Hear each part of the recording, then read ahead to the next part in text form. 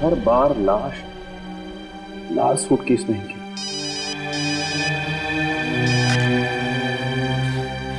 किसी भी प्रद्युमन, एक और खून होने वाला है। मगर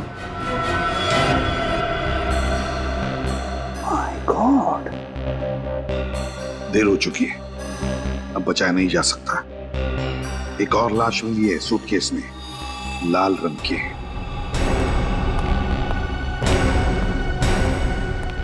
वाघमारे, तुमने उस लड़की को ध्यान से देखा? जी सर, अच्छी तरह से देखा हूं सर। यही लड़की थी वो? नहीं सर, ये वो लड़की नहीं है सर। इसका मतलब इस जुर्म में 3 लोग शामिल हैं। एक अभय जो मर के जिंदा हो गया है, दूसरी ये लड़की, और तीसरी वो लड़की जो ये लाल सूटकेस छोड़कर गई है। वाघमारे, तुम फौरन स्केच आर्टिस्ट के साथ बैठो और इस लड़की का स्केच बनवाओ फौरन।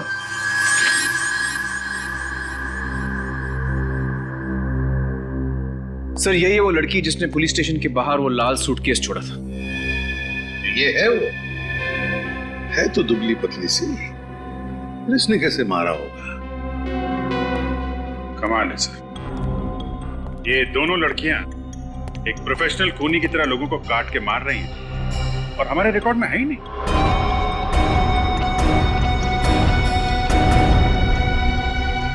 और ये अभिजीत जिसकी लाश मिली, ये कौन है? ताज्जुब की बात है सर, ये भी एक पुलिस इंस्पेक्टर थे सर। ये भी वहीं? जी सर, वहीं। ये भी वहीं उसी पुलिस स्टेशन में काम करते थे जहां पे पहले दोनों।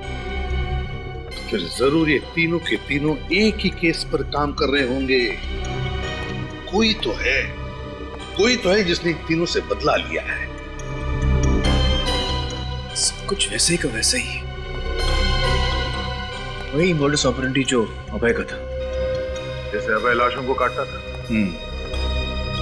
लेकिन अभय साइकोटिक था, अकेले ही काम करता था। उससे ये 2 लड़कियां कहां से मिली, और उससे क्या जरूरत पड़ गई इन 2 लड़कियों की? काफी सालों बाद वापस आया है, कमजोर पड़ गया होगा तो ढूंढ लिए 2 रिश्तेदारों। सर उसका कोई परिवार नहीं था। कोई परिवार नहीं था? ये 2 लड़कियां तो हमारे लिए अनजान है, पर अभय को तो हम जानते हैं। एक बार अभय मिल जाए तो लड़कियां भी मिल जाएगी। बस अभय को ढूंढना चाहिए। सर पिछली बार मैंने उसे पकड़ा था, इस बार भी ये काम मैं ही करूं।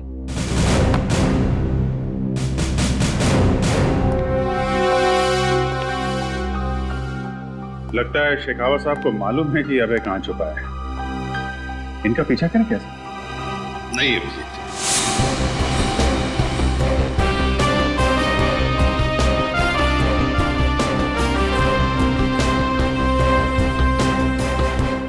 अच्छा, तो आप लोग आसपास ही रहते हैं? जी साहब। फिर तो आप जानते होंगे कि जगह है किसकी। साहब ये जगह सुंदर नाम के एक लकड़हारे की हुआ करती थी। सुंदर नाम का लकड़हारा? जी साहब, कुछ साल पहले उसकी मौत हो गई, तब से ये जगह खाली पड़ी है। उसका कोई रिश्तेदार या फिर दोस्त वगैरह इस जगह को लेने नहीं आए? सुंदर के आगे पीछे कोई नहीं था।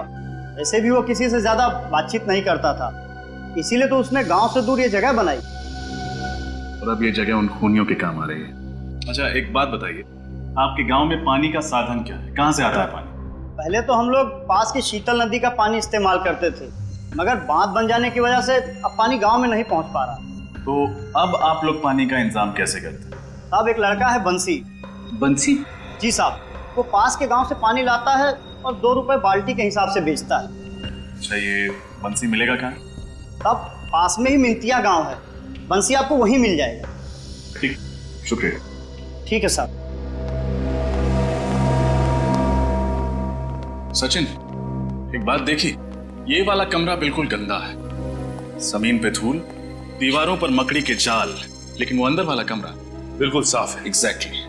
और कमरे को देख के पता चलता है कि सफाई हाल ही में हुई है, और साफ सफाई के लिए पानी की सप्लाई उस बंसी ने की होगी। ये तो मिंतिया गांव जाकर बंसी से ही पता चलेगा।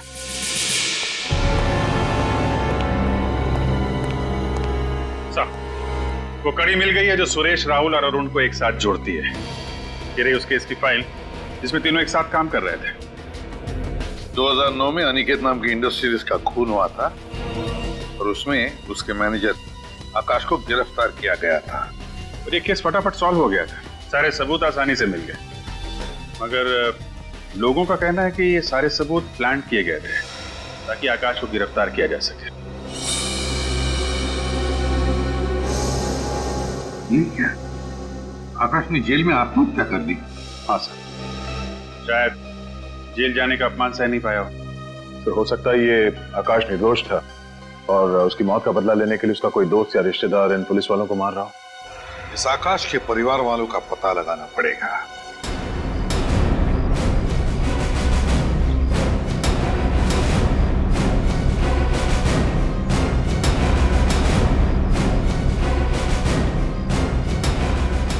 ये बंसी कहाँ मिलेगा?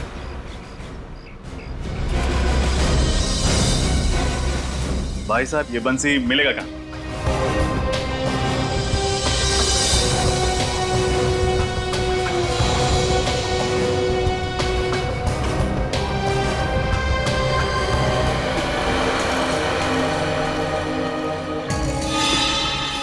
₹100। तो तुम हो बंसिया? हाँ, पर आपको मेरा नाम कैसे मालूम? यहाँ सबको पानी देते हो, जाहिर सी बात है हर कोई तुम्हारा नाम जानता है। कौन है आप लोग? CID। CID? हाँ, इन दोनों को तो तुम पहचानते ही होगे। अरे हाँ साहब, इनको तो हमने 15 बाल्टी पानी बेचा था और एक बाल्टी के पूरे 5 रुपए भी दिए थे इन्होंने। अच्छा ये बताओ कि पानी लेने के लिए ये दोनों सिर्फ आए थे या कोई और भी आया? नहीं साहब, और कोई नहीं था, लेकिन इनके हाथों में 2 बड़ी-बड़ी थैलियां थी। 2 बड़ी-बड़ी थैलियां? हाँ साहब, आप शहर वाले लोग कचरा फेंकने के लिए जो थैलियां इस्तेमाल करते हैं ना, वो वही। मतलब डिस्पोजेबल बैग्स। एक बात समझ में नहीं आई, उन लोगों ने तो टुकड़ों को लाल सूटकेस में डाला था, तो फिर इन कचरे की थैलियों में क्या था? अच्छा, गांव का कचरा कहाँ फेंका जाता है?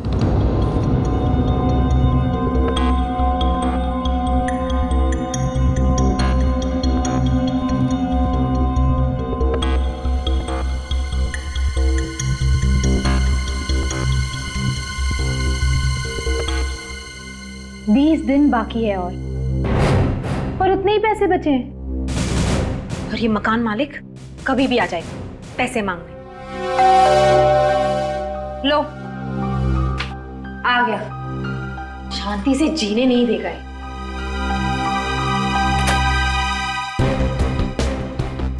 इंस्पेक्टर शेखावत? फिर अंदर आ सकता हूँ?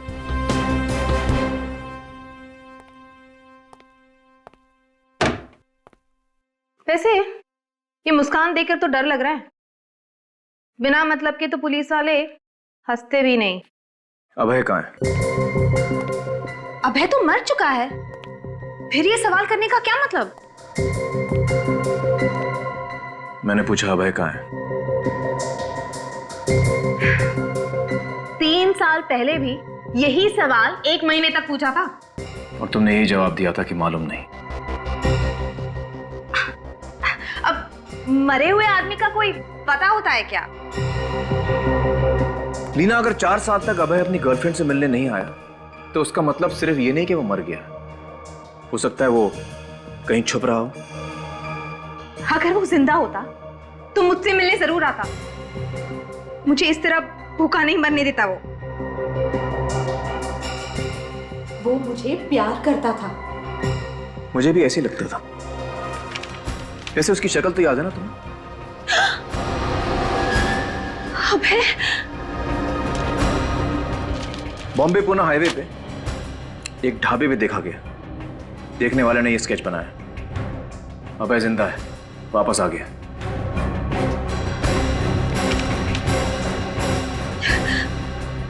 अभय जिंदा है? ताज्जुब है तुमसे मिलने नहीं आया। शायद भूल गया होगा।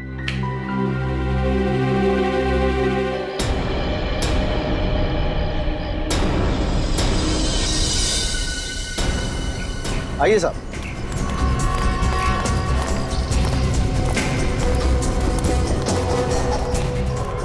ये रहा साहब, पूरे गांव का कचरा यहीं फेंका जाता है। देखो उन दोनों के हाथ में कौन सी 2 थैलियां थी?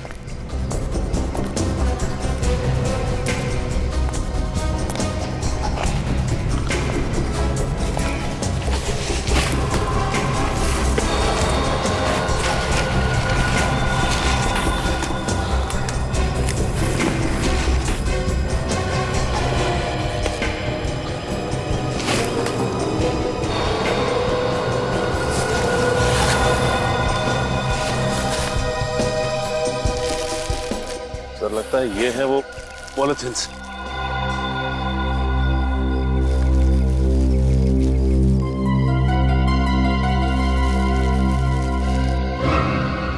कपड़ों पर तो खून लगा हुआ है। खून से सने हुए कपड़े,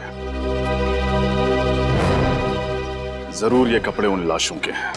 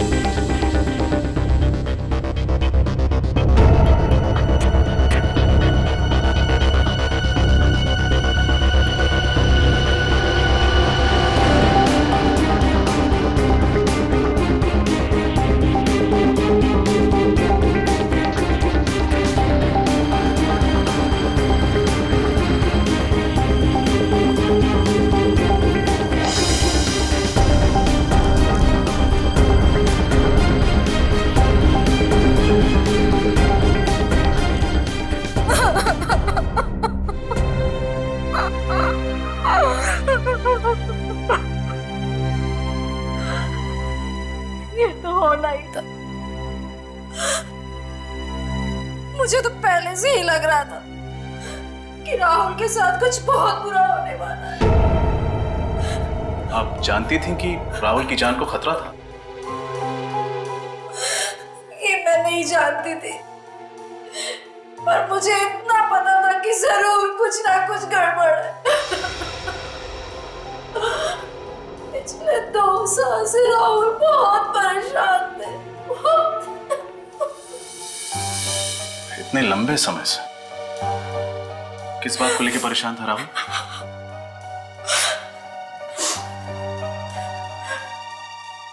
शायद मुझसे कुछ गलत काम हो गया था, जिसकी वजह से उनकी आत्मा उनके जमीर पे एक बोझ सा छाया हुआ था। गलत काम? कौन सा गलत काम किया था उन्होंने? ये तो मुझे नहीं पता, लेकिन पैसों के लिए उन्होंने अपने ईमान को धोखा दिया था। इसलिए तो उन्होंने पुलिस की नौकरी भी छोड़ दी थी। नहीं, राहुल के पुलिस की नौकरी छोड़ने की वजह ये आकाश अनिकेत केस तो नहीं था? आकाश अनिकेत? ये नाम तो मैंने पहले भी इनके मुंह से 1-2 बार सुना है। अच्छा, और क्या सुना था आपने? एक बार ये फोन पे किसी से बात कर रहे थे और कह रहे थे कि तुम तीनों की बात मान करके मैंने बहुत बड़ी गलती की। 3 लोगों की बात? लेकिन ये आकाश अनिकेत केस में तो सिर्फ 3 ही ऑफिसर्स थे, एक अरुण, दूसरा सुरेश और तीसरा खुद राहुल। तो फिर ये चौथा कहां से आ गया जिसके बारे में राहुल बात कर रहा था? कहीं ये राहुल उन तीनों मुजरिमों से मिला हुआ तो नहीं था? अभय, कोमल और वो अनजान लड़की। ये केस तो और भी उलझता जा रहा है। या तो राहुल उन मुजरिमों की मदद कर रहा था, या फिर इस केस में एक और ऑफिसर था जिसका अब खूनी शिकार करने वाला है। सर शायद इस बार हमारा अंदाजा सही नहीं है सर। क्या मतलब? सर मैं आकाश के घर से आ रहा हूँ। जो एड्रेस रिकॉर्ड्स में है वो उसके मकान मालिक का है। मकान मालिक का कहना है कि आकाश अनाथ था उसके माँ बाप नहीं थे और ना ही उसकी शादी हुई थी। तो फिर दया कोई दूर का रिश्तेदार होगा या फिर कोई करीबी दोस्त हो? नहीं सर, मकान मालिक के हिसाब से जब वो वहां पे रह रहा था उससे मिलने के लिए कोई नहीं आता था और उसके मौत के बाद भी कोई सामान ले जाने के लिए नहीं आया। तो फिर ये कौन निकल पड़ा आकाश को इंसाफ दिलाने के लिए? सर इस दूसरी लड़की के बारे में पता चल गया है कौन ये दूसरी लड़की? इसका नाम रीटा है सर। और हैरानी की बात तो ये है कि ये उसी कॉलेज में लाइब्रेरियन का काम करती थी जहां अरुण जी जाने वाले थे अपनी मौत से पहले। ये रीटा उसी कॉलेज में लाइब्रेरियन का काम करती थी? उसी कॉलेज में? तो फिर इसमें हैरानी की कोई बात नहीं पूर्वी, हैरानी की कोई बात नहीं। ये सारा सोच समझ के बनाया हुआ प्लान है। पहले अरुण को बुलाया गया कॉलेज में, फिर सुरेश को बुलाया गया चैरिटी ट्रस्ट के ऑफिस में और फिर राहुल को अवार्ड्स फंक्शन में। कॉलेज में काम करती थी ये रीटा और चैरिटी ट्रस्ट में कोमल, और तीनों को वहां बुलाने का मकसद था तीनों का खून करना। और सर अफसोस, तीनों बार ये तीनों खूनी कोमल, रीटा और अभय अपने मकसद में कामयाब रहे। अभय, और अगर ये अभय आजाद घूम रहा है तो जरूर अपने पुराने दोस्तों से मिलता होगा, जरूर अपने पुराने दोस्तों से मिलता होगा। इस अभय की गुत्थी सुलझानी पड़ेगी। अभय,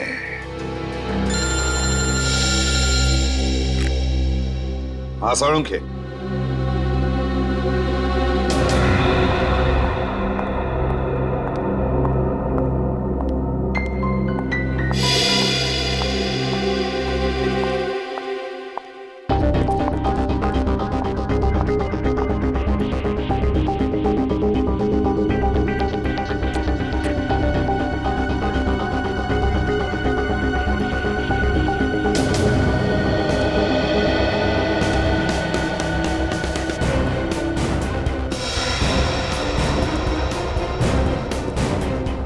झूठ बोला तुमने मुझे, इतने सालों तक झूठ ही बोलते रहे। मैं क्यों झूठ बोलूंगा? मैंने तो वही कहा जो सच है। अरे भला मैं चुप! अभय जिंदा है। क्या? ये तुम क्या कह रही हो? ये नहीं हो सकता। नहीं हो सकता, नहीं हो सकता। ये देखो, किसका स्केच है ये? इंस्पेक्टर शेखावत ढूंढ रहा है इसे। ये इंस्पेक्टर शेखावत ने दिया तुम्हें? हाँ। वो ढूंढ रहा है इसे? हाँ, मैं ढूंढ रहा हूं। शेखावत? पूरा 29 जुलाई 2008 को तुमने अभय के खिलाफ गवाही दी थी, स्टेटमेंट लिखवाया था मेरे ही पुलिस स्टेशन में, और आज तुम इससे पूछ रही हो कि अभय जिंदा या नहीं? क्यों? इससे क्यों? धोखेबाजी की सजा मालूम है ना? मैं जिंदा रहना चाहता था, अभय मुझे जान से मार देता। इसका मतलब तुम जानते थे कि अभय जिंदा है? हाँ सर, वो उस आग में बच गया था। उसके बाद वो सीधा मेरे पास आया और उसने मुझसे कहा कि तेरी वजह से मुझे सजा हुई है, अब तू ही मुझे बचाएगा, वरना मैं तुझे जिंदा नहीं छोड़ूंगा। मैं क्या करता सर? 4 साल तक तुमने एक मुजरिम को पनाह दी, उसकी मदद की, उसके साथ साथ तुम भी गुनहगार हो।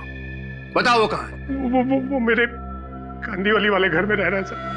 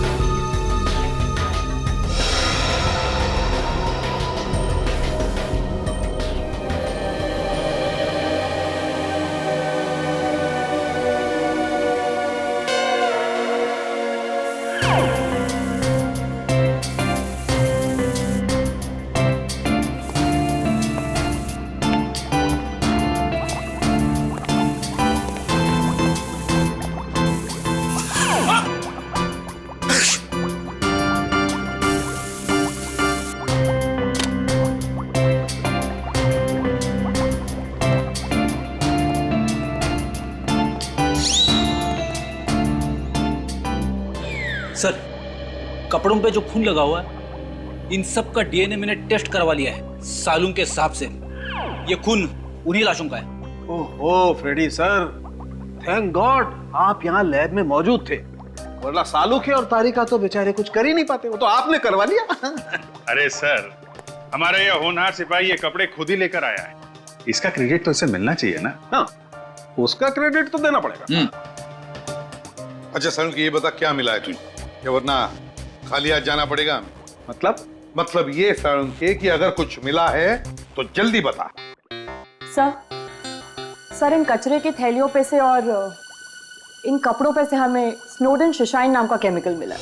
स्नोडेन शिशाइन, ये कैसा केमिकल है? इस केमिकल का इस्तेमाल अस्पतालों में किया जाता है, दवाइयों के लिए या फिर हॉस्पिटल के एपरेटस को स्टरलाइज करने के लिए।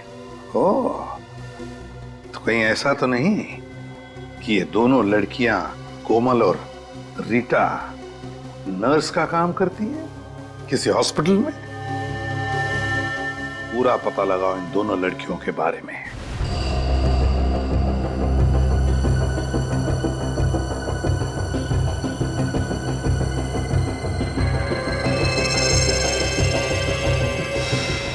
इन दोनों फोटो को ध्यान से देखिए। इसका नाम कोमल है और इसका रीटा। देखा इन्हें? हाँ, अभी कुछ ही दिनों पहले तो रखा है यहाँ पे इन्हें नर्स के जॉब के लिए। ग्रेट, जरा बुलाइए ना। लेकिन क्या बोलूं, कौन मिलने आया है? कुछ मत कहिए, बस बोलिए कि रिसेप्शन पर जरूरी काम है। सीआईडी? कुछ गड़बड़ है क्या सर? मैडम, जहाँ पे गड़बड़ नहीं होती है वहाँ पे हम लोग आते ही नहीं है। जल्दी बुलाओ।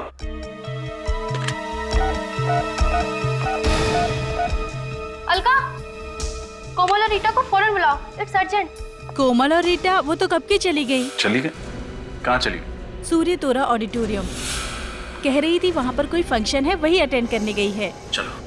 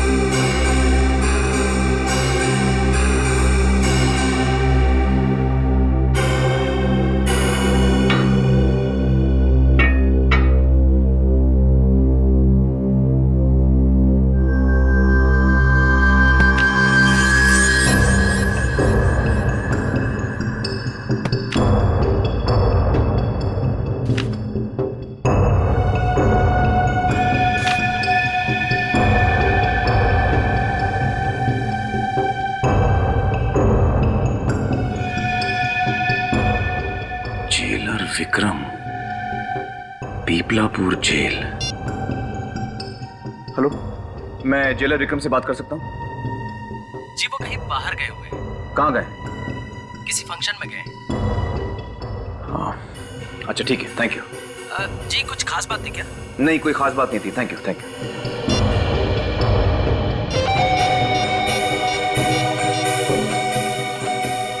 हेलो एसीपी साहब, मैं शेखावत बोल रहा हूँ। सर, किसी चौथे आदमी का खून होने वाला है, जेलर विक्रम कुमार। वो इस वक्त किसी फंक्शन में जा रहा है। और हमें भी पता चला कि कोमल और रीता किसी ऑडिटोरियम में जाने वाली है। ये वही फंक्शन होगा जहाँ पर जेलर विक्रम गया है। मुझे डर है वहाँ उसका खून नहीं हो जाए। सर, ये ऑडिटोरियम कहाँ पर है? ये है गोरेगांव वेस्ट में सूर्य तोरा ऑडिटोरियम। लेकिन शेखावत, हमें वहाँ पहुँचने में कम से कम 40 मिनट लगेंगे। सर, मैं 10-15 मिनट में पहुँचता हूँ। मैं जेलर विक्रम को कुछ नहीं होने दूंगा।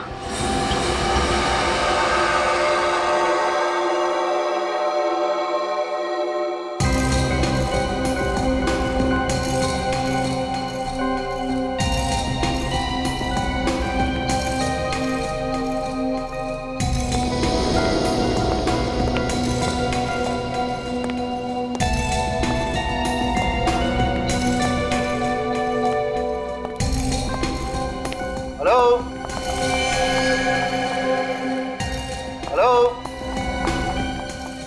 नमस्ते सर। नमस्ते। हम आपका इंतजार कर रहे थे। ओह, थैंक यू वेरी मच। पर यहाँ पर कोई दिखाई नहीं दे रहा। सारे लोग ऑडिटोरियम में बैठे। ओह, आई एम सॉरी। मुझे लगता है मैं काफी लेट हो गया। जी सर, एक्चुअली आप काफी लेट हो गए। चलिए ना, जल्दी चलते हैं। या प्लीज चलिए।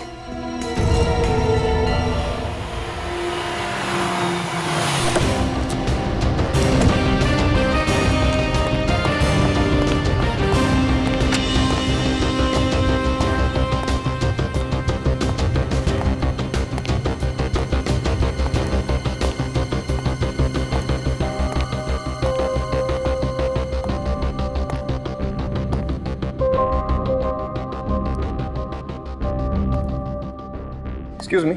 यस। यहाँ पे कोई फंक्शन होने वाला था ना? जो फंक्शन होने वाला था वो तो कैंसिल हो गया है। पर हम लोग यहाँ पे काफी देर से खड़े हैं, ज्यादा लोगों को मालूम नहीं है, इसलिए हम यहाँ पे वेट कर रहे हैं। देखिए, मैं इंस्पेक्टर शेखावत हूँ और मुझे 2 लड़कियों की तलाश है। क्या 2 लड़कियाँ यहाँ आई थी? हमारे अलावा और कोई लड़की नहीं आई है। मैं इनकी बात कर रहा हूँ। हाँ सर, आई थी। कहाँ है? करीबन 1 घंटे पहले आई थी और बोल रही थी कि थक गई है, शायद वेटिंग रूम में वेट कर रही है। इस वक्त हैं वो लोग? ये तो मालूम नहीं है सर। मालूम नहीं। वेटिंग रूम कहाँ पर है? 2nd floor. Thank you.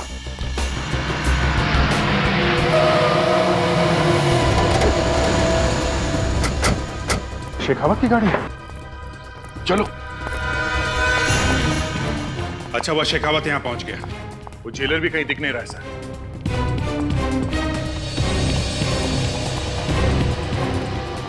समझ में नहीं आता, कोई और भी तो नहीं है यहाँ पर? हाँ सर, कोई दिख नहीं रहा है। सर, यहाँ पे तो फंक्शन का कोई नामो निशान है ही नहीं। विनीत, पूर्वी, तुम लोग उस तरफ जाओ। अभिजीत, दया, इस तरफ। सर। श्रेया, तुम मेरे साथ आओ।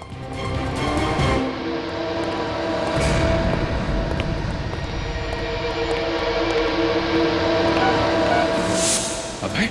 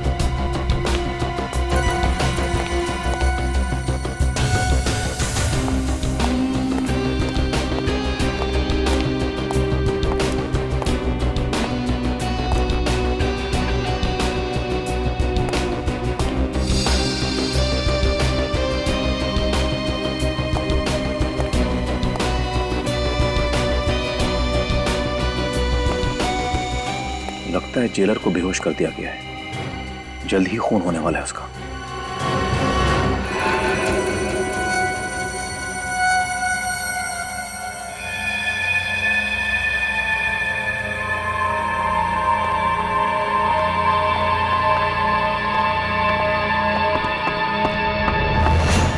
ठहरो।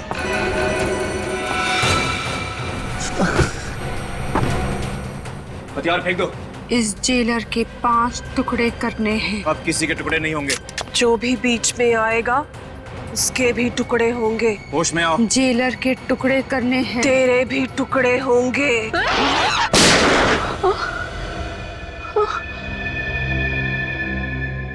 ये मैं कहाँ हूँ? तुम्हारे हाथों से एक और गुनाह होने वाला था। शेखावत, यहाँ पे गोली चली है?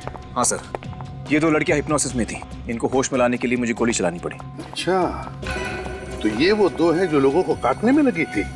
हथकड़ियां पहना दो इन्हें। और ये जेलर विक्रम कुमार। विक्रम? विक्रम? शेखावत, ये रहा तुम्हारा अभय। बहुत ताकत है इसमें। हाँ, ये टुकड़े करने का सिलसिला इसी ने शुरू किया था। फिंगरप्रिंट्स। मैंने कुछ नहीं किया, कुछ नहीं किया मैंने। मैं तो सिर्फ देख रहा था। थैंक यू शेखावत, तुम्हारी मदद से ये केस सॉल्व हो गया। सर मुझे नहीं लगता कि ये केस अभी तक पूरी तरह सॉल्व हुआ है। क्या मतलब? ये दो लड़कियों का तो मैं समझ सकता हूं, मैंने इनको रंगे हाथों पकड़ा है, लेकिन मुझे नहीं लगता कि ये 3 खून के पीछे अभय का कोई हाथ है। मगर ये भी तो रंगे हाथों पकड़ा गया था। हाँ, तुम्हें इसके घर से वो फाइलें वगैरह भी तो मिली थी ना? वो फाइलें ऐसे सजा के रखी गई थी ताकि मुझे आसानी से मिल जाए और हमारा शक उस पर चला जाए। ये तो एक डिस्टर्ब्ड आदमी है सर, जब भी जुनून चढ़ता है, पागलपन चढ़ता है, बाहर निकलता है और खून कर देता है। तो फिर कैसे कह सकते हो कि इसने खून नहीं किया? सर क्योंकि 3 साल पहले जितने भी खून इसने किए उन सब लोगों में कभी कोई रिश्ता, कोई संबंध कभी नहीं होता था, लेकिन इस दफा तीनों पुलिस वाले हैं और तीनों एक ही पुलिस स्टेशन में काम करते थे और ये 2 लड़कियां हिप्नोटाइज थी। सर मुझे शक है कि कोई इन तीनों से अपना काम करवा रहा है। और जो हिप्नोटिज्म जानता है। Yes sir. अबे आजकल क्या तुम किसी डॉक्टर के पास जा रहे हो या किसी अस्पताल जा रहे हो? हाँ, जब वैन खाई में गिरी थी मेरे सर में चोट लग गई थी, मुझे कुछ याद नहीं रहता, इसीलिए डॉक्टर के पास जाता हूँ। कौन से अस्पताल में? हॉस्पिटल बनाला। और उसी अस्पताल में तुम दोनों नर्स हो, राइट? जी सर। अबे तुम्हारे डॉक्टर का नाम क्या है? एक्सक्यूज मी मैम, आपका एक साइन चाहिए।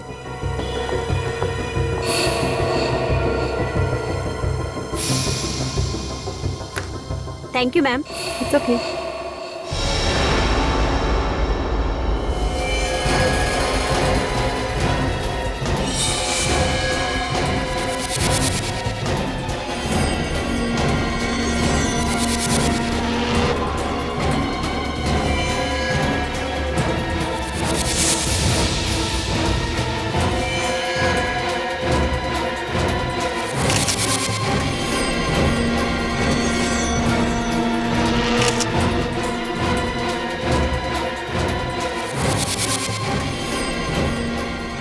जेलर यहाँ क्या कर रहा है?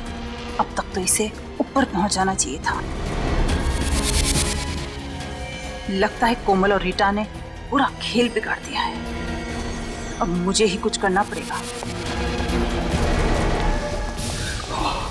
अरे क्या हुआ आपको? मेरा सर फटा जा रहा है और चक्कर भी आ रहे हैं डॉक्टर, और उल्टी जैसा भी महसूस हो रहा है डॉक्टर। प्लीज डोंट वरी, मैं हूं ना, मैं सब ठीक कर दूंगी। मैं सब ठीक कर दूंगी। अब चलिए मेरे साथ। तबीयत खराब है, आंखें भी बारी बारी हो रही। कोई चिंता नहीं, मैं सब ठीक कर दूंगी। बी अ गुड बॉय, यहाँ चुपचाप लेट जाओ। वेरी गुड, एक अच्छे बच्चे की तरह चुपचाप लेट जाओ।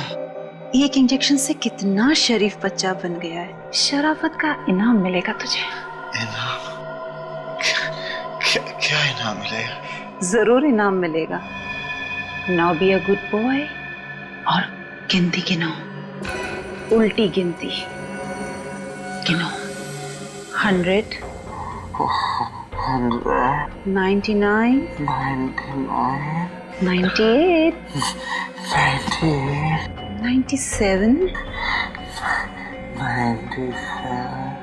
97, 97। काटूंगी इसे, अब मैं मार दूंगी इसे।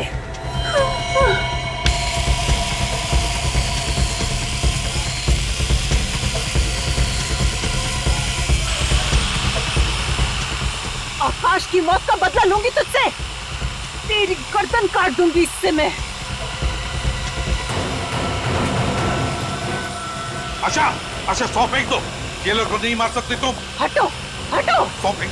हट जाओ तुम लोग पीछे। नहीं डॉक्टर आशा, एक एक को काट डालूंगी मशीन मैं। दीजिए हमें। इसे मरना ही पड़ेगा। नहीं, ये मर के रहेगा। आशा में हटो हटो पीछे, तुम सब हट जाओ। पीछे हटो वरना तुम अच्छा, सबको मेरी काट बात तो- डालूंगी मैं।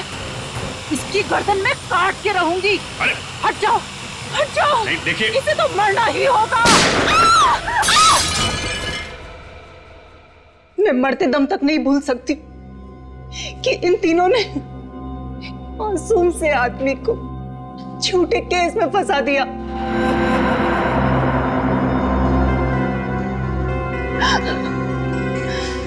पुलिस होने का घमंड इनके सर पे भूत बन के नाच रहा था। लेकिन आकाश ने अपने ऑफिस में चोरी की थी ना? चोरी उसके बॉस ने की थी, आकाश ने नहीं की थी। वो मासूम था, बेचारा फंस गया था।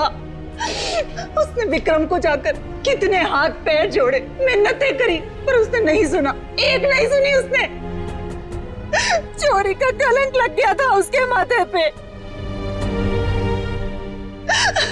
बेचारा ये बेइज्जती सहन नहीं कर पाया और शर्म के मारे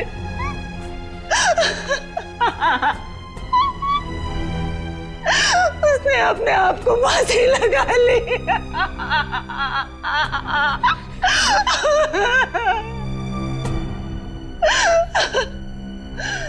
हम दोनों ने शादी के सपने देखे थे, क्या क्या सपने नहीं देखे थे। उसके लिए अफसोस है हमें। और एक दिन अचानक कहीं से अभय मेरे हॉस्पिटल आ गया।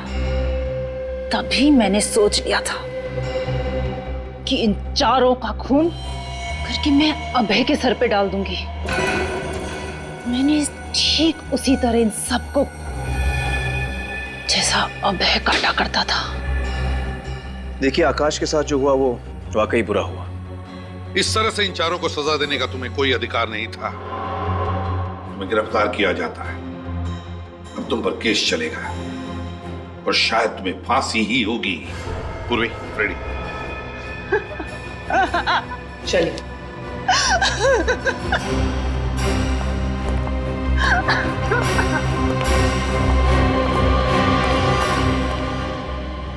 केस बहुत जल्दी सुलझ गया Shekhawat.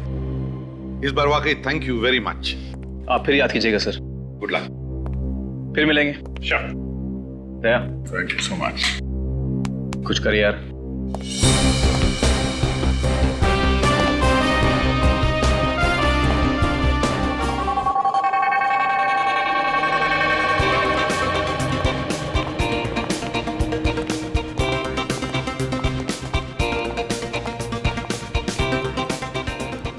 Hello, welcome mister Chandra. Welcome ma'am. आप लोग अगर इस एग्जीबिशन में नहीं आते तो मुझे बिल्कुल अच्छा नहीं लगता। भला क्यों नहीं आते मिस्टर विमल? इनफैक्ट हर साल हमें आपके पेंटिंग एग्जीबिशन का इंतजार रहता है। Thank you so much. Please चलो। सुमित, बहुत लोग आए हैं। मुझे तो लगता है कि इस साल भी हमें वैसा ही रिस्पॉन्स मिलेगा जैसा पिछले साल मिला। वाह नीलेश, कितनी खूबसूरत खूबसूरत पेंटिंग है। आज मैं इनमें से एक पेंटिंग जरूर खरीदूंगी। हाँ, क्यों नहीं। वाह, क्या हो गया, रुक क्यों गई? नीलेश, ये कितनी खूबसूरत पेंटिंग है, देखो इसे। अदिति, ये पेंटिंग तो मुझे कुछ समझ में नहीं आई, फ्रैंकली स्पीकिंग। वही तो मुझे पसंद है। This is too good. Nilesh, ये पेंटिंग मुझे जरूर चाहिए। इसको बुक कर दो, इससे पहले कोई और ले ले। ओके बाबा, ओके। आओ सुमित और विमल से बात करते इस बारे में। आओ।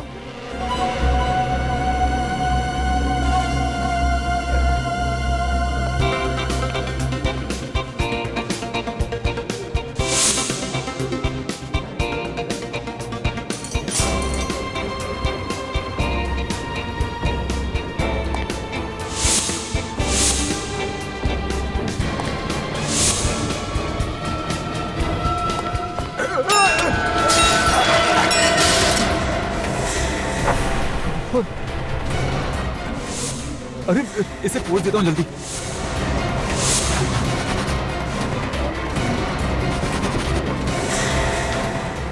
ये तो ऑयल पेंट नहीं है। ऑयल पेंट होता तो निकलता नहीं। ओह माय गॉड, तुमने ये पेंटिंग खराब कर दी। ये कौन है? एक्चुअली मेरा पैर फिसल गया था और इसी वजह से मेरी कोल्ड ड्रिंक इस पेंटिंग पर गिर गई थी। लेकिन देखिए आप, यहाँ पर खून है।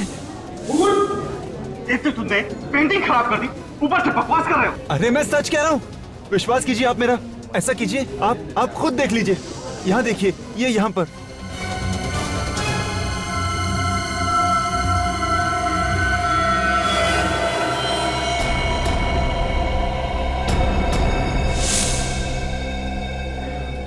हाँ सुमित, ये ठीक कह रहा है, ये तो वाकई खून है। लेकिन पेंटिंग पे खून कहाँ से आया? मुझे तो समझ नहीं आ रहा। हमें सीआईडी को फौरन बुलाना पड़ेगा।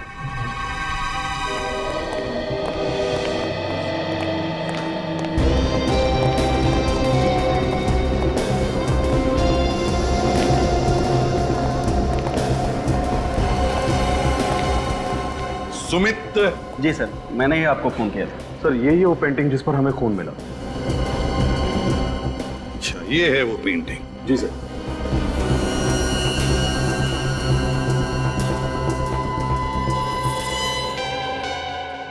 ये क्या है? पेंटिंग तो गीली है। सर इस पे कोल्ड ड्रिंक गिर गई थी, इसलिए गीली हो गई। Cold drink? कैसे हुआ ये सब? सबसे पहले किसको पता चला कि पेंटिंग पर खून है? सर मैंने देखा था। एक्चुअली मेरे हाथ से ही कोल्ड ड्रिंक पेंटिंग पर गिर गई थी। मैं हड़बड़ाहट में इसे साफ करने गया तो पता चला कि ऑयल पेंट नहीं, खून है। सुमित, ये पेंटिंग का एग्जीबिशन तुमने ही ऑर्गेनाइज किया है? सर हम दोनों ने। ये विमल है मेरे बिजनेस पार्टनर। हर साल हम लोग ये एग्जीबिशन ऑर्गेनाइज करते हैं। कितने सालों से बिजनेस का पार्टनरशिप है आपकी? सर 3 साल की। 3 साल की बिजनेस पार्टनरशिप है। अच्छा। सब बाकी सारी पेंटिंग्स पर पेंटर का नाम और उस पेंटिंग का दाम भी लिखा है, पर इस पेंटिंग पर ऐसा कुछ भी नहीं लिखा। पेंटिंग्स को एग्जीबिशन में डिस्प्ले करने से पहले आपने अच्छी तरह से जांच नहीं की? क्यों जांच नहीं की? क्यों नहीं की जांच? जब इतने बड़े एग्जीबिशन में सेलिब्रिटीज आने वाले थे, वीआईपी आने वाले थे, हैं? इतनी लापरवाही?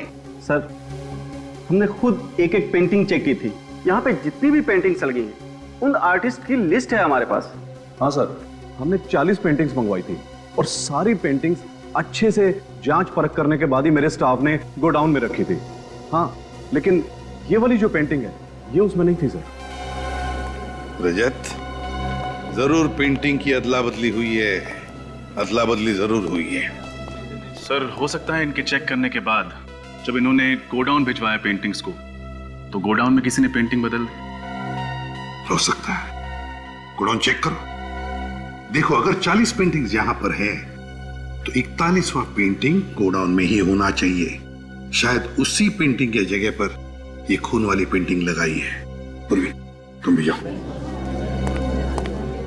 सर वैसे तो मैं आर्ट के बारे में ज्यादा कुछ नहीं जानता, मगर ये पेंटिंग देख के तो कुछ भी समझ में नहीं आ रहा है। ये पेंटिंग है? हाँ फ्रेडी, ये पेंटिंग ही है। इस पेंटिंग को गौर से देखो। ये पेंटिंग बनाने में आर्टिस्ट ने अलग अलग तरीके इस्तेमाल किए हैं, अलग अलग तरीके से पेंट किया है। ये देखो, यहां लगता है कि पेंट छिड़का है, तो यहां देखो, यहां लगता है कि पेंट ऐसे फेंका है। ब्रश के स्ट्रोक्स भी हैं। इसे देखकर लगता है कि आर्टिस्ट का दिमाग अस्थिर था, अनस्टेबल। ये देखो, ये बच्चे का चेहरा, रोता हुआ बच्चा। इसका एक ही मतलब निकलता है फ्रेडी, जरूर इस आर्टिस्ट के बचपन में कोई बुरा हादसा हुआ होगा जिसकी वजह से उसने खून से पेंटिंग बनाई, खून से। तुम्हारे यहाँ के पेंटिंग्स और पेंटर्स सबकी लिस्ट चाहिए हमें। Okay sir. हाँ, हमने पूरा गोडाउन चेक किया। हाँ, कोई पेंटिंग नहीं मिली। कोई पेंटिंग नहीं मिली? मतलब हमारा शक सही निकला, असली पेंटिंग गायब है। आपके और आपके स्टाफ के अलावा और किसी ने हाथ लगाया था इस पेंटिंग को? सर हम किसी को भी हाथ नहीं लगाने देते। किसी को भी नहीं? जी नहीं। मेहमानों को भी नहीं? जी नहीं। काम करो, विमल और सुमित और उनके पूरे स्टाफ मेंबर्स सबके उंगलियों के निशान ले लो। उंगलियों के निशान? वो किस लिए सर? फ्रेडी, जिसने भी ये पेंटिंग यहां पर लगाई होगी उसकी उंगलियों के निशान तो आए ही होंगे इस पर, है ना? तो बस वो उंगलियों के निशान बाकी सारे लोगों की उंगलियों के निशान के साथ मैच करके देखेंगे, पता चल जाएगा। इसे फोरेंसिक लैब भेज दो। हाँ चलो, और जैसे ही कुछ पता चले हम आपको बता देंगे।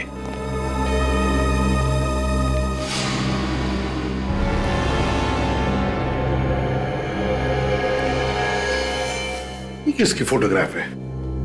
सर, ये मेरा परिवार है। ये मेरी पत्नी और बच्चे हैं। पंचगंदी में एक एक्सीडेंट हुआ था, कार खाई में गिर गई और सब मारे गए। I am sorry.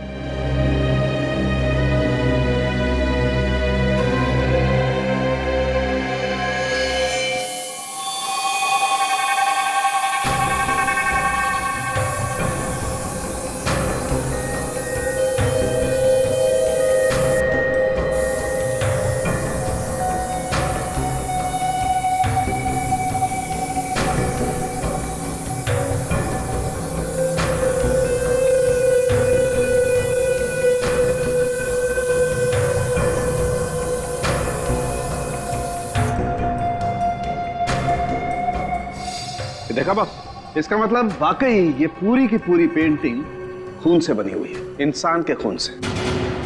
क्या? इंसान के खून से? हाँ, पूरी पेंटिंग। मगर इतना सारा खून उसके पास आया कहां से होगा? वही तो, ऐसी पेंटिंग कोई शौक के लिए नहीं बनाता। एक और बात ऐसी पता लगी है बॉस, जिसे जानोगे तो आप सब लोग हैरान हो जाओगे। लेकिन क्या? ये जो पूरी पेंटिंग है, हाँ, ये जिस खून से बनी है वो किसी एक इंसान का खून नहीं। क्या? एक इंसान का नहीं? हाँ, हमने टेस्ट किया था, पता चला कि कम से कम 3 लोगों का खून मिला हुआ है इस पेंटिंग में। 3 लोगों का खून? हाँ बॉस, 3 अलग अलग ब्लड ग्रुप का खून है इस पेंटिंग में। My God. एक और बात यार, साउंड के तू सारी बातें एक साथ क्यों नहीं बताता? बताता। जो खून इस पेंटिंग में मिला है, उन तीनों खून में ड्रग थी। तीनों के ब्लड सैंपल में ड्रग मिला? कौन सा ड्रग साउंड के? एक कंपाउंड है जिसे कैमोबेल कहते हैं। कैमोबेल? अब ये कैमोबेल क्या चीज है? ये कैमोबेल अगर दिन में 2 बार लिया जाए तो 24 घंटे तक भूख नहीं लगती। और इस कैमोबेल का इस्तेमाल किस लिए किया जाता है? जिन लोगों को कम से कम समय में अपना ज्यादा से ज्यादा वजन घटाना होता है, वो लोग इस दवाई को लेते हैं। लेकिन ये दवाई आसानी से नहीं मिलती है। बहुत ही गिने चुने मेडिकल स्टोर पे दवाई मिलती है, वो भी डॉक्टर के प्रिस्क्राइब करने के बाद। ऐसा क्यों सर? वो इसलिए क्योंकि ये दवाई सेफ नहीं है, इसके साइड इफेक्ट्स हैं, इसलिए इसे खुलेआम बेचने पर पाबंदी लगा दी गई। मगर सर, उन लोगों को ये ड्रग्स लेने की जरूरत क्या होगी? डॉक्टर साहब, वाकई ये तीनों वजन घटाना चाहते थे या बात कुछ और ही है? बात कुछ और ही है दया।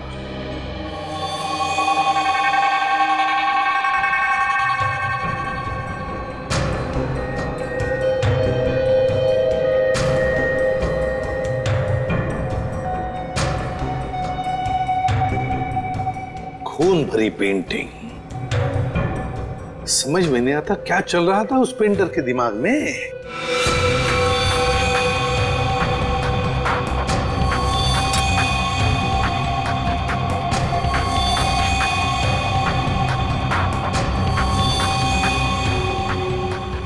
मुझे तो ये पेंटिंग बहुत अजीब लगती है। तो गौर से देखिए सर, चारों तरफ ये खून फैला हुआ है, किसी भी चीज को कोई ठोस आकार नहीं दिया गया।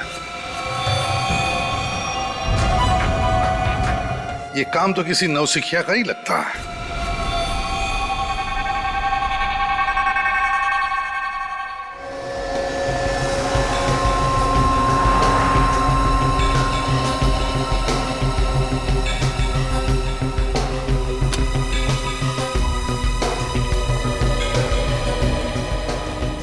कहिए सर, आपको कौन सा साइज का फ्रेम दिखाओ? अरे नहीं, हम लोग फ्रेम लेने नहीं आए, हम सीआईडी से। सीआईडी? बात क्या है सर? कोई खास बात नहीं है, आपसे कुछ जानकारी चाहिए थी हम। फ्रेम देखिए, तो फ्रेम आप ही की दुकान से खरीदा गया है ना? सर, ये एक स्पेशल डिजाइन है, ये सिर्फ हमारे ही कारीगर बनाते हैं। Very good. अब ये बताइए कि ये फ्रेम किसने और कब खरीदा था? एक आदमी था साहब, करीब 7 दिन पहले वो आया था, काफी जल्दी में भी था साहब। अच्छा, आप जानते हैं उसे? नहीं साहब, मैं पहचानता नहीं हूँ। वो पहली बार हमारी शॉप में आया था, कोई हमारा रेगुलर कस्टमर नहीं था। तो फिर नाम याद है आपको उसका? नहीं साहब, नाम तो नहीं। हाँ, देखिए इतना याद है कि उसने इसी डिजाइन के 2 फ्रेम खरीदे थे। कुछ तो याद करने की कोशिश करिए।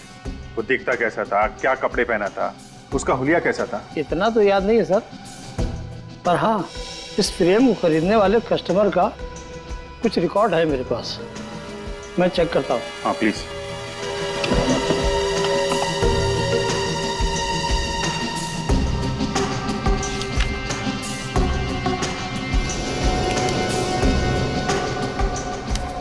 ये मिल गया सर, ये उस फ्रेम के बिल की कॉपी है। रितेश, सिर्फ नाम लिखा, एड्रेस क्यों नहीं लिखा? साहब उसने कहा था कि फ्रेम तैयार हो जाने पर मैं उसको फोन कर दूं, वो खुद आकर यहाँ से फ्रेम ले जाएगा। तो फिर आपने उसका नंबर तो लिखा होगा ना कहीं पे? यहाँ साहब उसी बिल के पीछे है ना। अच्छा, ये उसी का नंबर है? ये उसी का। Thank you. अब पता चल जाएगा ये रितेश है कौन, जो खून से पेंटिंग बना रहा है।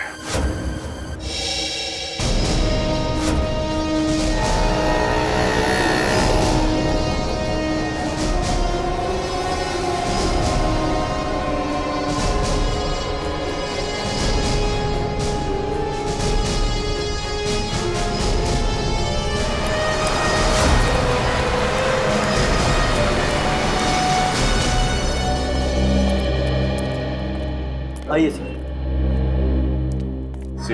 सीआईडी? बोलो साहब, क्या चाहिए आपको? क्या मोबाइल? कैमोबेल? हमारी दुकान में ऐसी कोई दवाई नहीं मिलती साहब। ये कैमोबेल ड्रग का नाम सुनते ही आपके पसीने क्यों छूटने लगे? हैं? आप इतने हड़बड़ा क्यों गए? कौन घबरा रहा है साहब? मैं तो अपना काम कर रहा हूँ साहब। देख, सच बता दे वरना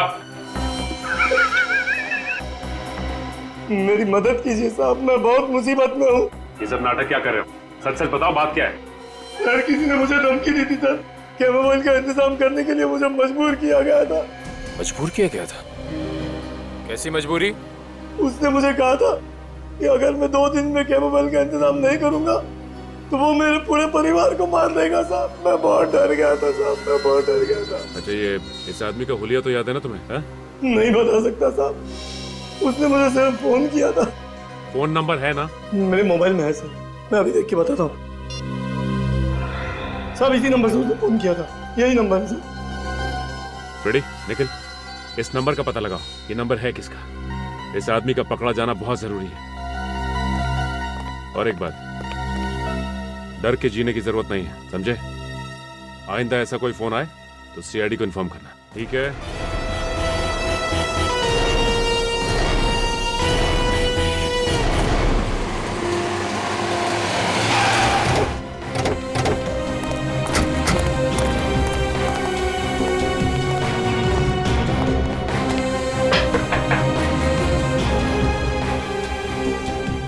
लगता है कि अंदर कोई नहीं है। हमारे आने से पहले ही ये रितेश फरार हो गया लगता है। तोड़ दो दरवाजा। सर, दरवाजा तो खुला हुआ है। अंदर चलो।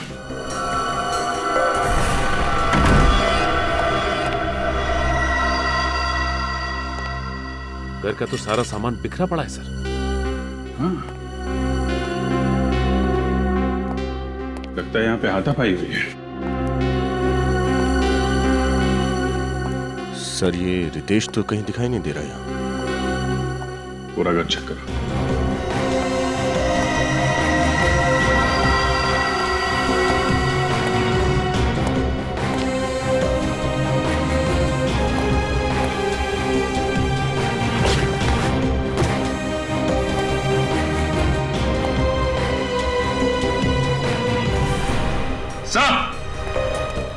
हाँ सर।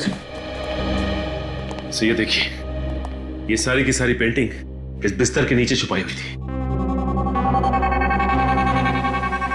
और सर, ये पेंटिंग भी उसी पेंटिंग की तरह है जो एग्जीबिशन में मिली थी हमें, लाल रंग की।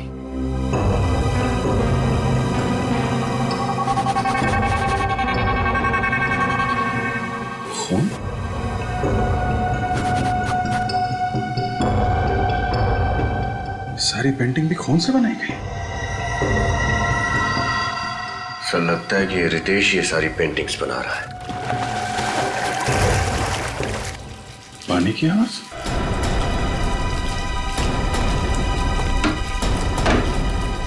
माय गॉड,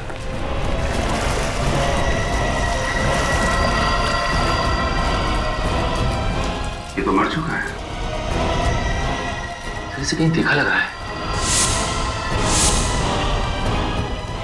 ये आदमी तो वहां एग्जीबिशन में था ना, वॉलंटियर।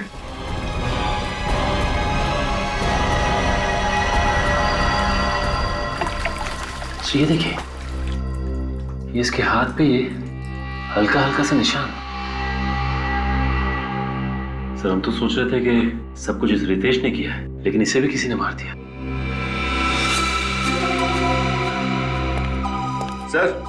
सर ये देखिए, खून के निशान। सर हो सकता है कि रितेश की हाथापाई हुई हो कातिल के साथ, और हाथापाई के दौरान उसका खून यहाँ पे लग गया हो। कातिल का भी खून हो सकता है। काम करो, इस खून का सैंपल ले लो और लाश को फोरेंसिक लैब भिजवाने का इंतजाम करो। हेलो, क्या?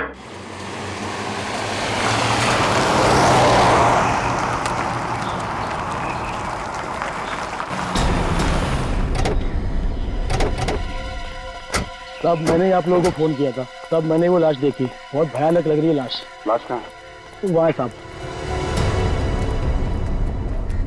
वो देखो। एक मिनट, आप यहीं रुकिए।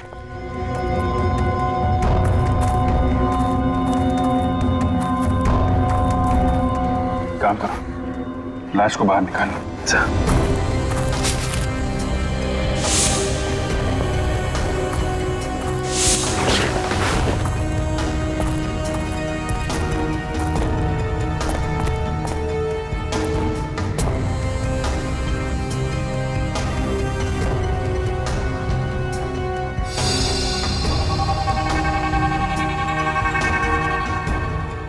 सर सच में ये लाश तो बहुत बुरी कंडीशन है।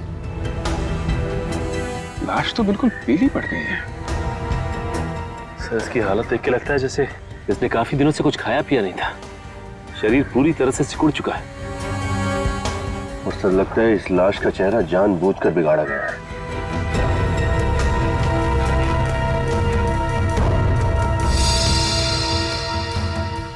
ये देखिए सर, इसके हाथ पे ये छोटे छोटे निशान है, लेकिन सर ये निशान है किस चीज के? कई बार इंजेक्शन लगने के बाद आसपास का खून जम जाता है। निशान तो इंजेक्शन के ही लगते हैं, मगर इतने सारे निशान। मगर सर ऐसे ही निशान रितेश की लाश पे भी थे। लगता है खूनी इंजेक्शन लगा लगा के खून कर रहा है। खैर, इसका जवाब तो डॉक्टर साळुंखे ही देंगे। मानना मुश्किल है, कोई भला ऐसा कैसे कर सकता है?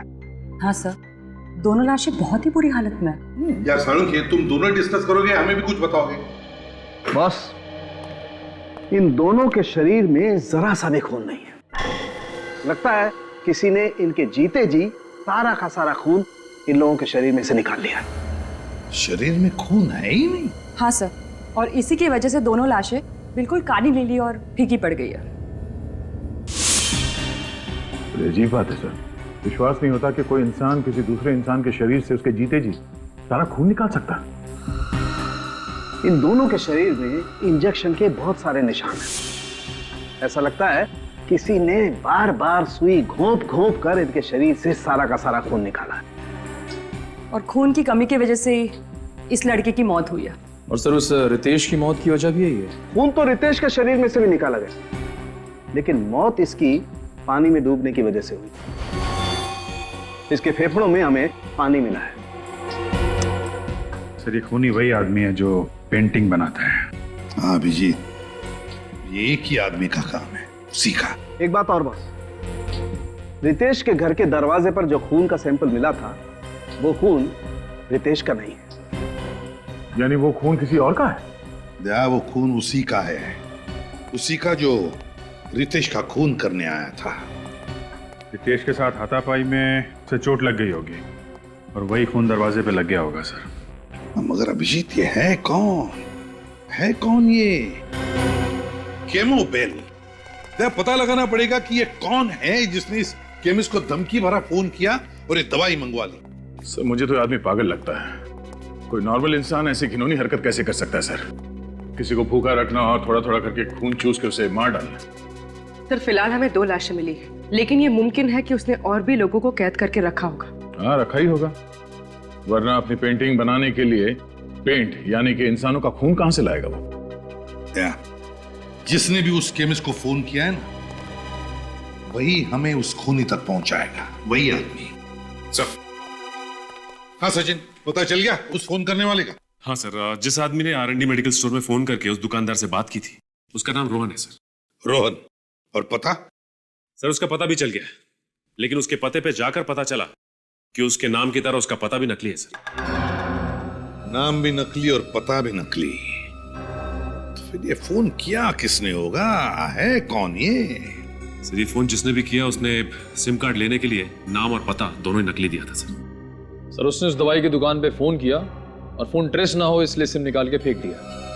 कोई बात नहीं, उसने जिस वक्त उस दवाई की दुकान में फोन किया था, हम पता लगा सकते कि उस वक्त वो कहां पर था उसके उस फोन से। वो भी पता चल गया है सर। फिर ये फोन चोर बाजार से किया गया है, घाट कोपर के चोर बाजार से। चोर बाजार? तो इस इलाके में तो नशीली चीजें बेची जाती है, ड्रग पेडलर्स के अड्डे बने हुए वहां पे। तो फिर दया, ये फोन जरूर किसी ड्रग पेडलर ने ही किया है।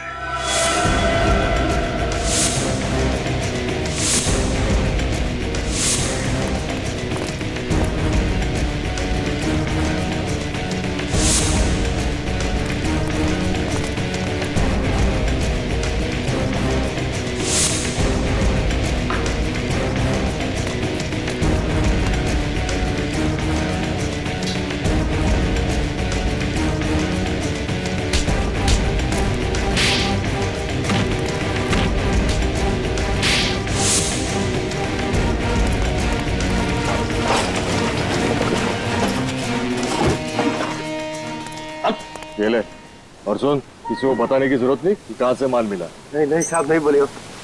चल निकल।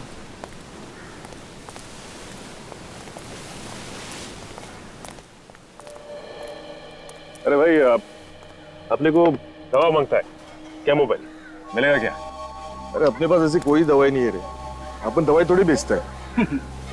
मना मत करना दोस्त, तुमको जितना पैसा चाहिए हम देने को तैयार है। अच्छा, कितना देगा? अरे अपन तो चलती फिरती बैंक है, कितना बनता है? ऐसा क्या? ये शाने, पहला पैसा बाद में माल। ठीक है, पैसा दिखाएगा हम, लेकिन पहले माल एक हाथ ले और एक हाथ दे। चलते फिरते बैंक? अच्छा है, चलो मेरे साथ। एक मिनट। हाँ बोल पकिया। अरे ये सीआईडी है, बच गए। क्या? हाँ। तुम लोग यहाँ पे रुको, मैं माल लेके आता। हाँ, इधर ही रुकने का।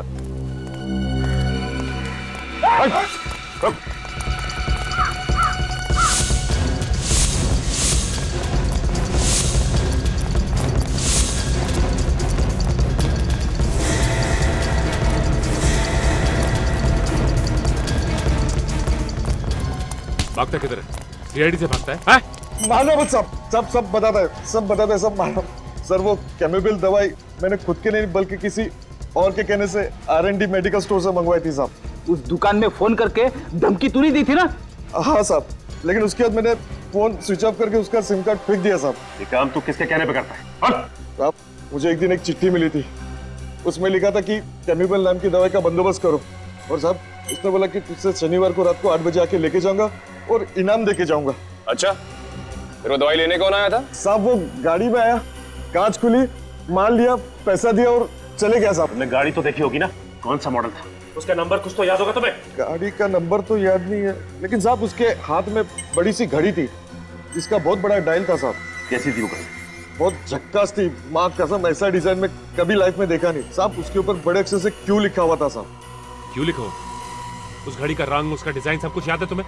वो साहब सब कुछ याद है सर। चलो फिर क्यू अक्षर का स्केच बनवाओ, पता चल जाएगा कि घड़ी कौन सी कंपनी की है।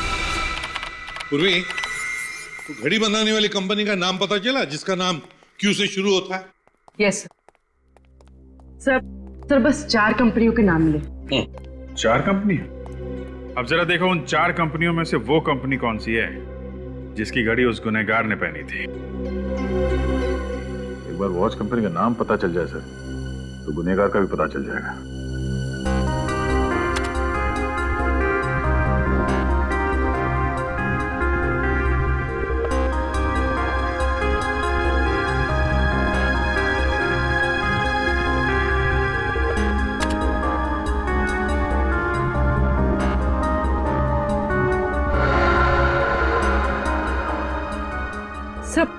तो ये डिजाइन बिल्कुल इस डिजाइन जैसा है।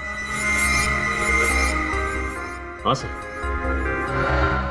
ये क्यू का निशान तो बिल्कुल ऐसा ही है जैसा उस ड्रग पैडलर ने कहा था। कंपनी का नाम है क्वीनी। सर ये जर्मन ब्रांड है। अगर इस कंपनी ने हाल ही में अपने देश में ये घड़ियां बेचना शुरू किया है तो फिर इनकी दुकानें, इनके आउटलेट भी कम ही होंगे, है ना? और घड़ी भी काफी महंगी है सर। इतनी महंगी घड़ी है तो फिर सर खरीदने वाले लोग ज्यादा नहीं होंगे। हाँ, इस घड़ी की कंपनी की जितनी भी दुकानें हैं सब पे जाकर पता लगाना पड़ेगा कि किन किन लोगों ने ये घड़ी खरीदी थी और कब खरीदी थी। सर ये है क्वीनी वॉच कंपनी का ऑथोराइज आउटलेट। ठीक है, चलो अंदर चल के देखते हैं क्या पता चलता है।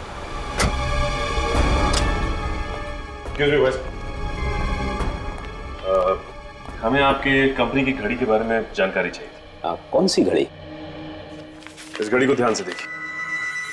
ये आपकी कंपनी की घड़ी है ना? ये हमारी लिमिटेड एडिशन घड़ी के डिजाइन है। अब बात क्या है सर? दरअसल हम लोग सीआईडी मुंबई से हैं और एक केस के सिलसिले में पूछताछ करना चाहते हैं। मैं आपकी क्या मदद कर सकता हूँ? अब हमें ये बता सकते हैं कि ये घड़ी आपसे किसने खरीदी है? मैं अभी आपको बताता हूँ।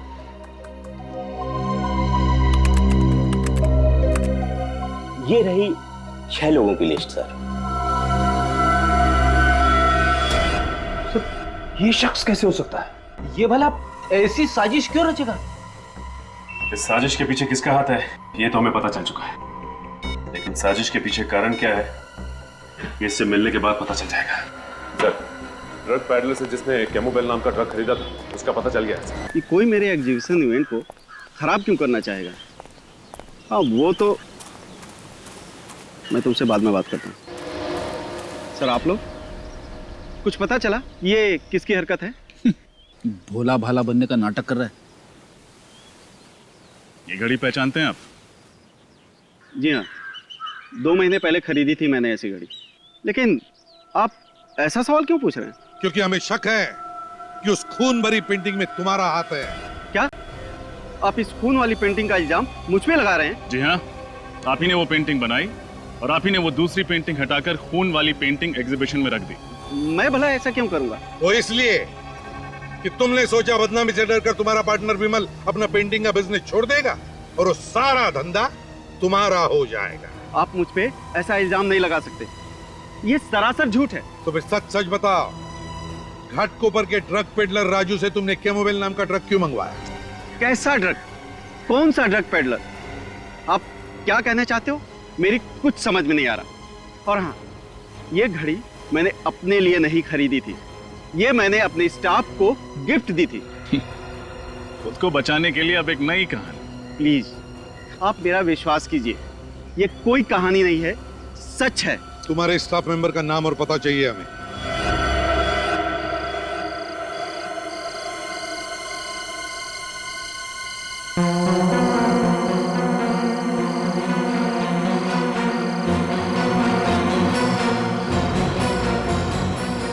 सचिन, सुमित ने इसी फार्म हाउस के बारे में कहा था ना?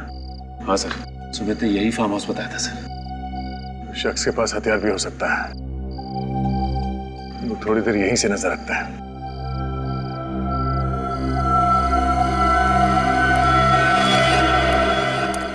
कोई आ रहा है वहां से, पीछे।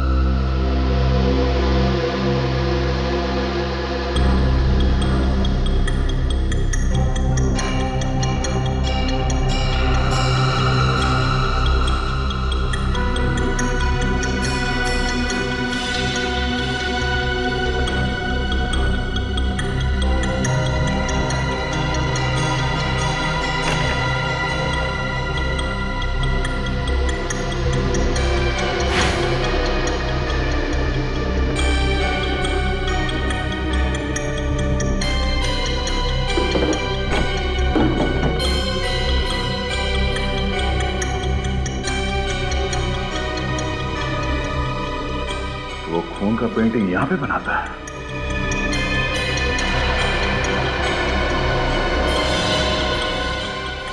ये क्या?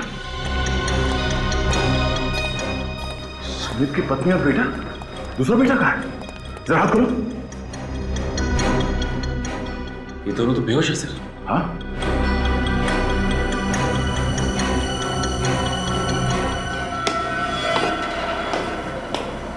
कोई आ रहा है। चलो चलो।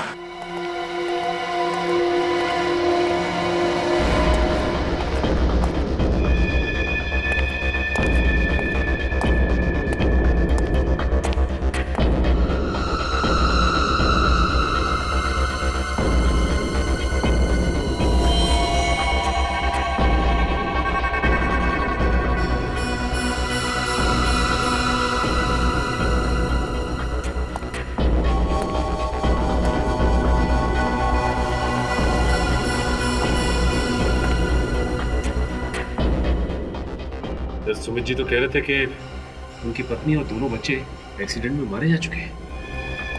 लेकिन सर उन्होंने ये भी तो बताया था कि उनकी लाशें अब तक नहीं मिली हैं। मतलब एक्सीडेंट हुआ ही नहीं था। इस पेंटर ने इन्हें यहाँ पे बंदी बना के रखा है। तो इसका मतलब इस पेंटर ने इन दोनों के शरीर से खून निकालकर उसी से वो पेंटिंग बनाई थी और फिर इन्हें केमो बेल खिला के जिंदा रखा ताकि ये मर न जाए।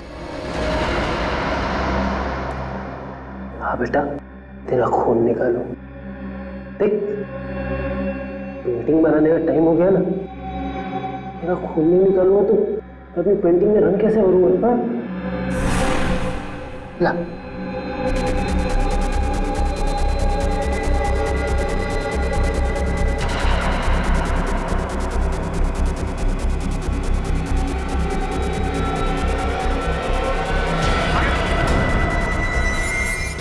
सर आप सर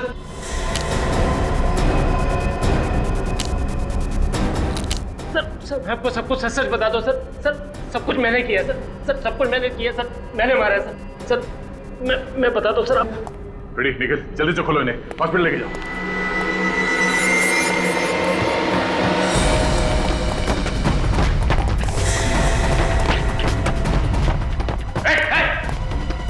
आगे मत आना, आगे मत आना। मैं मारूंगा अपने आपको। चाकू नीचे। पीछे जाओ, मैं मार रहा हूँ। ठीक है, इस बार छोड़ देते हैं हम लोग। अगर आइंदा ऐसा कुछ किया ना तो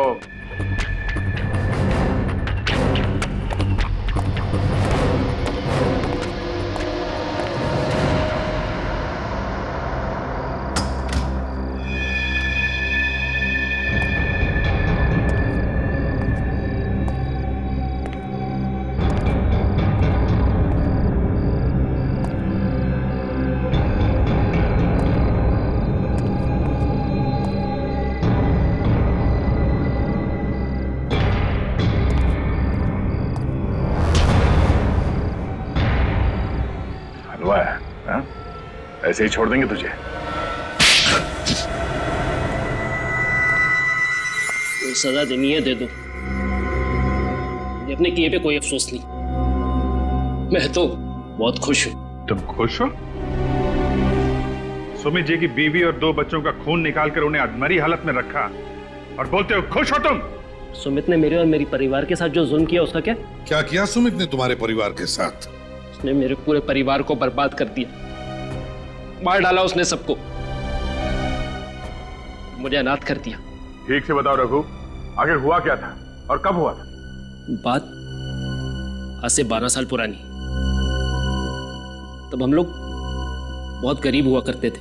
मेरे बाबूजी ने सुमित से कुछ पैसे उधार मांगे थे मेरी बीमार माँ के इलाज के लिए।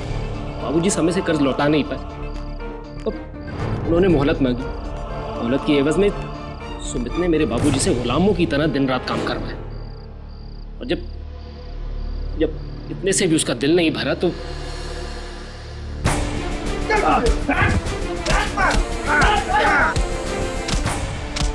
अरे मत मारो, बचाओ, अरे बचाओ, अरे बचाओ,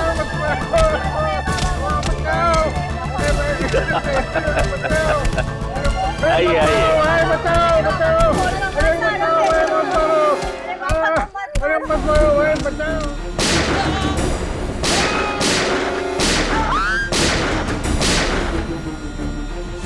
तो इसलिए तुम सुमित जी से बदला लेना चाहते थे? हाँ, इसलिए तो मैंने उनके यहाँ पे इतने साल नौकरी करी और उनके बारे में सब कुछ पता कर लिया। सुमित जी तुम पे भरोसा करते रहे और तुमने उनके भरोसे का फायदा उठाकर उनकी पत्नी और दोनों बच्चों को अगवा कर लिया। हाँ, और उसके बाद मैंने उनको किडनैप कर लिया, उनकी गाड़ी को खाई में धकेल दी। और तुमने उन्हें बंदी बनाकर एक खुफिया कमरे में छुपा के रख दिया। और फिर मैं उनका खून निकाल के अपनी पेंटिंग बनाता रहा। उन्हें कैमोबेल ड्रग देता रहा ताकि वो बिना कुछ खाए पिए जिंदा रह सके और मुझे मेरी पेंटिंग बनाने के लिए खून मिल सके। और फिर वो पेंटिंग मैंने सुमित की एग्जीबिशन में रख दी ताकि वो इस केस में फंस जाए, बदनाम हो जाए। और जंगल में जो लाश मिली थी वो तो सुमित के दूसरे बेटे की थी। बेचारा इतना कुछ झेल ही नहीं पाया, मर गया।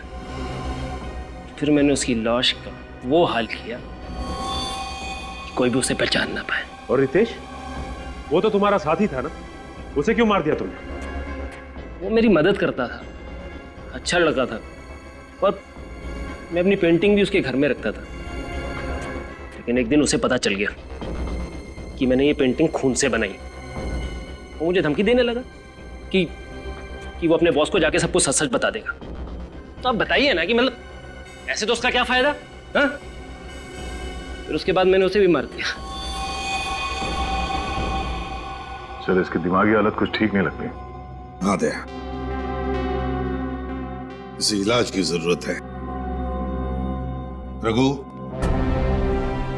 सुमित को तो उसके किए की सजा मिलेगी ही मिलेगी, पर तुमने भी एक बहुत घिनौना जुर्म किया है और कोर्ट तुम्हें कभी माफ नहीं करेगा।